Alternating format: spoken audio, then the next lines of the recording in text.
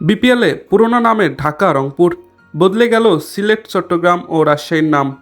প্রাথমিক যাচাই বাছাই ও মূল্যায়ন শেষে বাংলাদেশ প্রিমিয়ার লিগে দল পাওয়ার দৌড় থেকে আগেই ছিটকে যায় এসকিউ স্পোর্টস এন্টারপ্রাইজ, মাইন্ডট্রি লিমিটেড ও Bangla mark limited.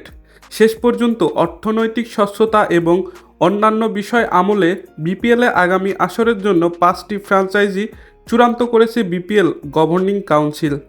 Toggi sports আগের মতোই রংপুরের মালিকানা পেয়েছে। পুরনোদের মধ্যে ঢাকার মালিকানায় থাকছে champion sports, Remark Herlan. SQ sports সত্ত্ব পূরণ করতে না পারায় চট্টগ্রাম ফ্র্যাঞ্চাইজির দায়িত্ব পেয়েছে ট্রায়াঙ্গল সার্ভিস। বিপিএলের আগামী আসরেও পুরনো নামে থাকছে রংপুর রাইডার্স ও ঢাকা ক্যাপিটালস। এদিকে সিলেটকে খেলতে দেখা যাবে সিলেট টাইটান্স হিসেবে। চট্টগ্রাম খেলবে চট্টগ্রাম রয়্যালস ও রাজশাহী ফ্র্যাঞ্চাইজি খেলবে রাজশাহী ওয়ারিয়র্স নামে। নতুন 5টি ফ্র্যাঞ্চাইজিকে নিয়ে চলতি বছরের 19 ডিসেম্বরে মাঠে গড়াতে পারে বিপিএলের আগামী আসর।